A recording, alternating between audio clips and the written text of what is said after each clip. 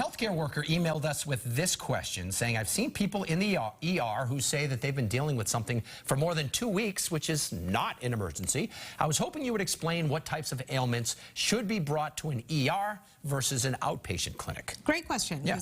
This can be very confusing. So most emergency rooms are completely overwhelmed by patients who actually would be better served in an urgent care or even at their own doctor's office. So it's important for people to understand where to go and when.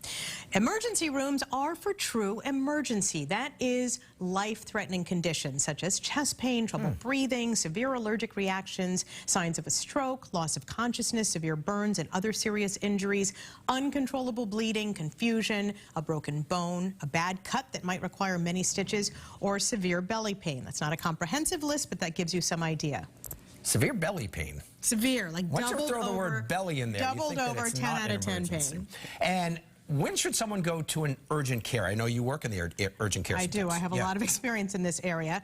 First of all, urgent care is not emergency care. Urgent care centers can treat a variety of problems that need to be addressed urgently, but aren't necessarily life-threatening or imminently dangerous. So things like mild to moderate belly pain, I'll say abdominal pain for you, David, asthma flares, vomiting, persistent diarrhea, dehydration, respiratory infections, minor injuries like twisted ankles and acute back pain, smaller cuts or lacerations, or genital infections.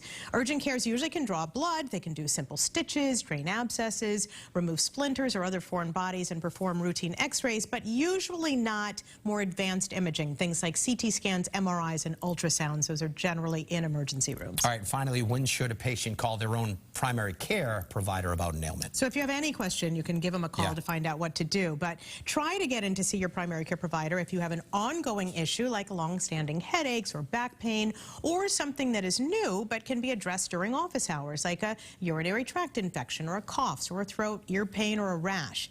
If they can't see you, then you can try a walk-in clinic like a Minute Clinic or a local urgent care. If you have children, always call your pediatrician to get advice on where to go before leaving the house, and if you're pregnant, call your prenatal provider before heading to an ER or urgent care. I did have to deliver a baby in our urgent care a number of years ago because they were confused as to where to go. You're a hero. And actually, and it was a beautiful baby. I did a good job. By the way, you and my wife both call me a hypochondriac. I've been to all those places. I know you have. Probably in the past year. Exactly, past week.